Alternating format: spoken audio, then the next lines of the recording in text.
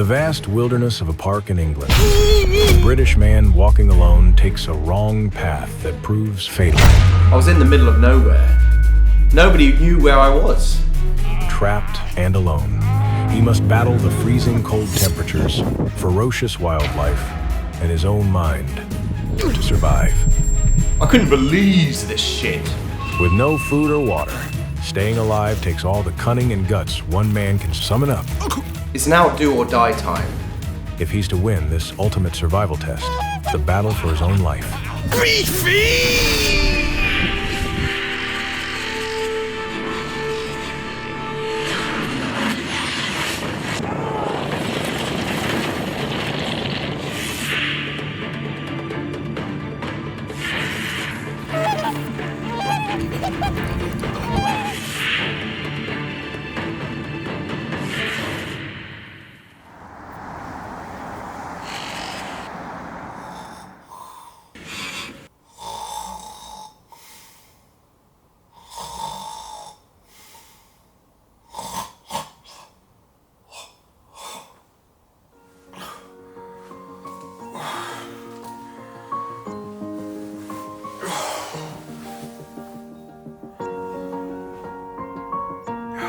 My name's James Stroganoff.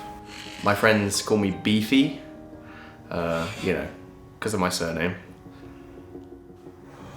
I'm what you would call a somewhat shy person. Like, I don't tend to get out too much, unless it's down the pub. I have a small group of friends, and that's about it. Oh, and my mum, of course.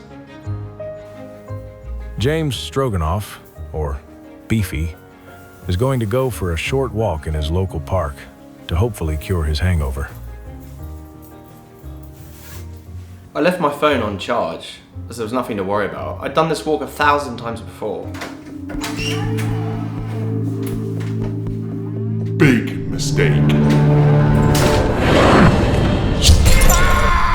James is going to take what he thinks will be a 40-minute hike through Goose Park, which he has been in many times before. This is a large area of woods and grasslands, stretching 1 mile in diameter. Goose Park is notoriously dangerous territory. Swans, geese, and deer roam this area, and in mating season, deer are renowned for being aggressive, even to human beings. James heads to the park on what will become an epic adventure.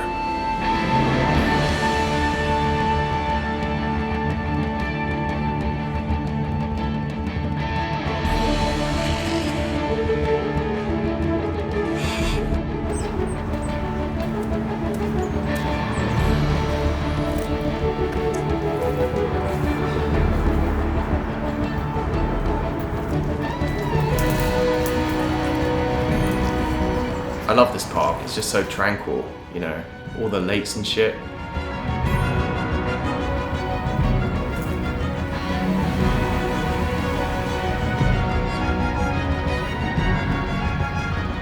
I realised quite quickly during my walk though, it was getting dark.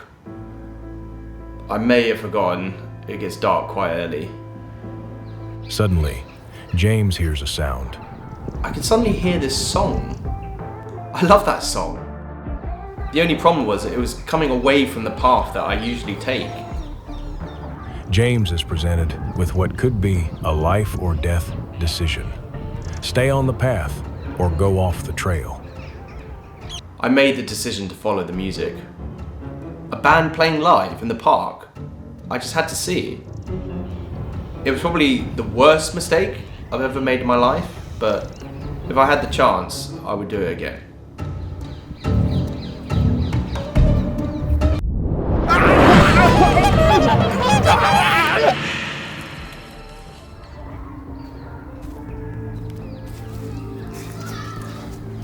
After about 30 minutes, I realised I was in unfamiliar terrain.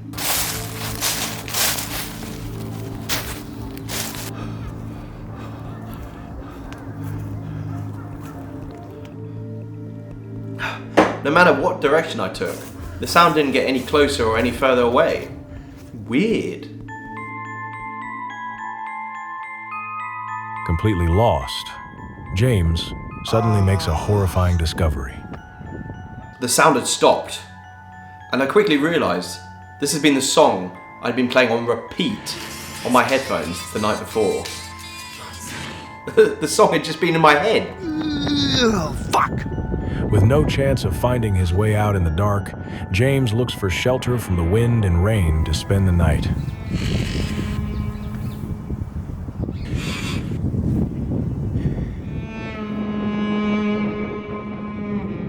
If I was going to spend the night there, I knew I had to take my hoodie off and sit on it.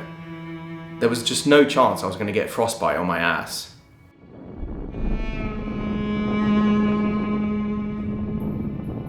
Freezing cold and very dehydrated, thoughts now turn to his family. I text my mum every night to let her know that I'm okay. I'm pretty sure that now she would know that there was something terribly wrong and alert the authorities. Unbeknownst to James, his mother is out at a party, and currently so pissed she hasn't checked her phone. I realised I was in dangerous territory. I didn't sleep well.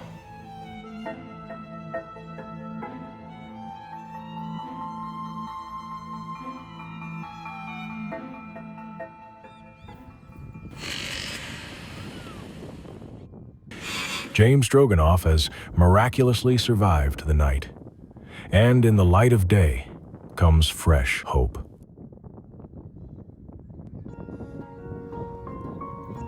I was too embarrassed to ask for directions.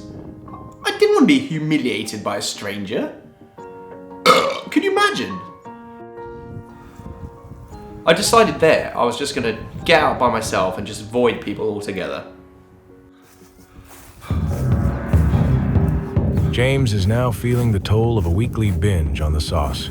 He has had no water for 24 hours, and his body is succumbing to the effects. I was disorientated. I wasn't making rational decisions. I saw a path. I thought it was the highway to hell, so I stayed away from that.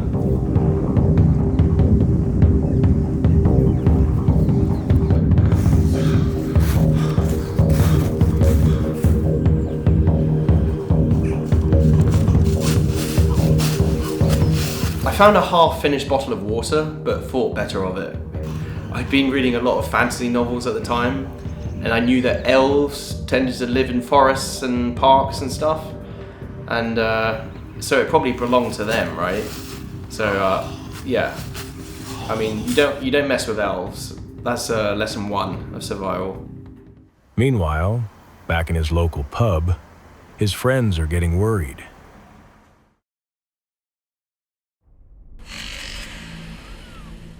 As night settles in, James prepares himself for another night alone in the freezing cold temperatures. Idiot!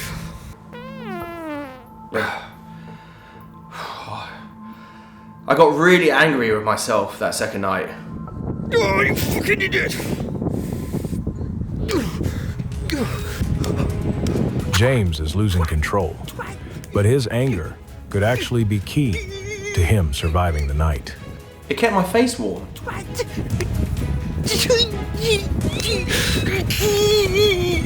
But I decided the next day that it'd probably be better to put my damaged ego aside and just ask someone for directions. Oh, beefy!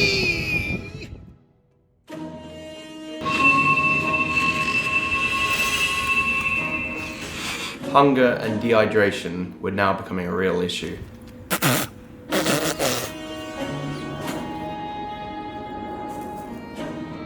Water everywhere, but none for me to drink. I read somewhere that you could drink your own piss, so I decided to give that a shot.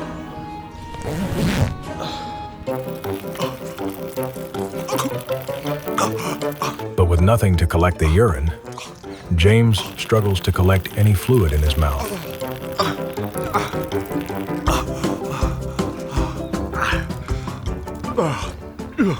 I managed to drink a few piss droplets, so that kept me going for a few hours.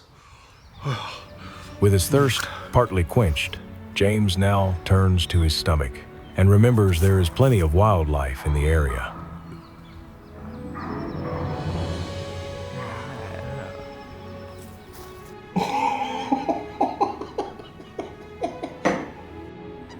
I realised the risk of taking an egg, but I was ravenous, and those eggs looked like Easter had come early.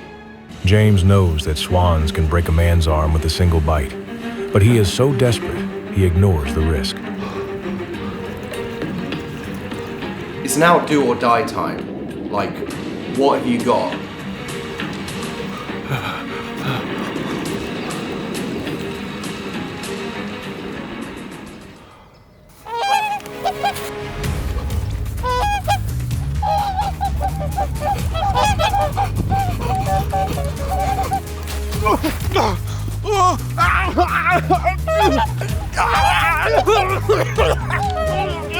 I thought, holy shit, this is how it's gonna end? Just as he seems to be breaking free, the swan gets a hold of his arm, and his worst fears become realized. Immediately, I heard the crack.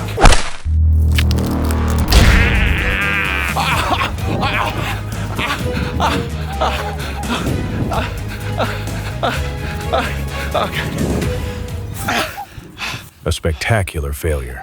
James now sits under a tree, arm broken, morale shattered. The battle lost, but the war certainly not lost yet. After the attack, I knew I was in serious need of medical attention. I just had no energy left. So I was just going to conserve what I had and just lie by the tree, and yeah, I passed out.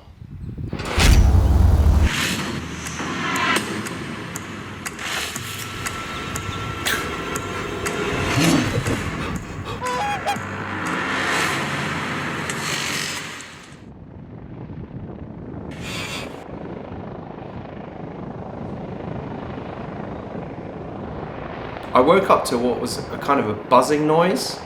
Like, I wasn't sure what it was.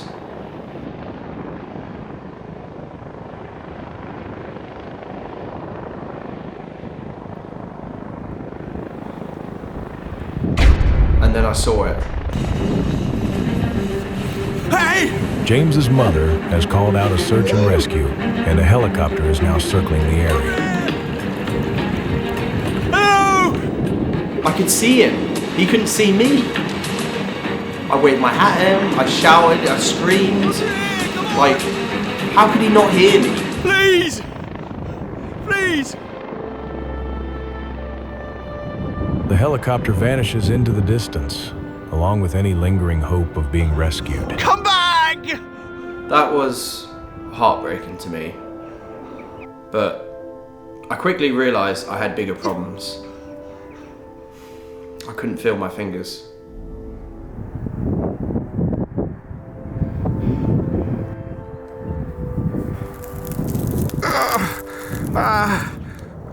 To his horror, James realizes he has frostbite. Fuck. Fuck.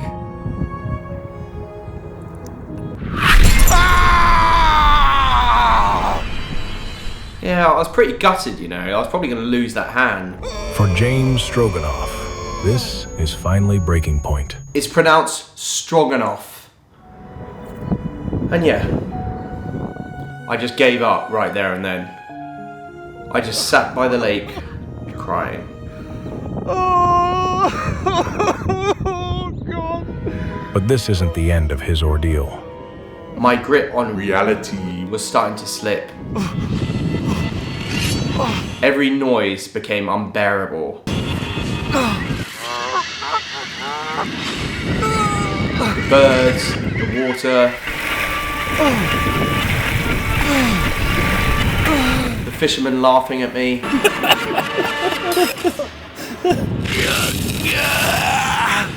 It was all too much. James remembers a scene from the movie The Beach and decides to have some fun before he dies. Yes. I thought it would be funny if my good hand became a pistol, so I decided to let out all my anger at the world.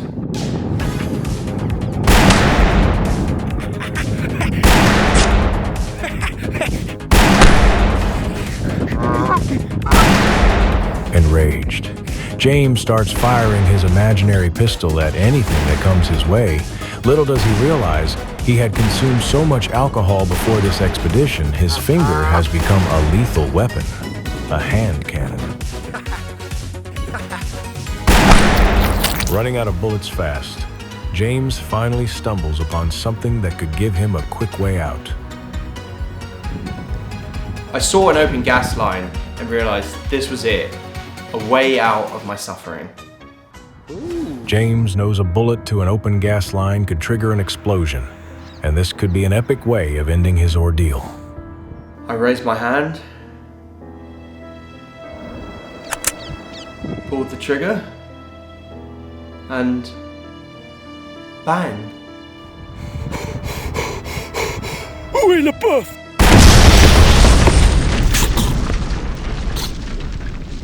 That was it. I was dead.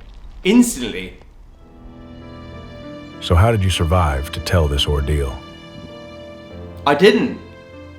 I'm a ghost. Motherfucker!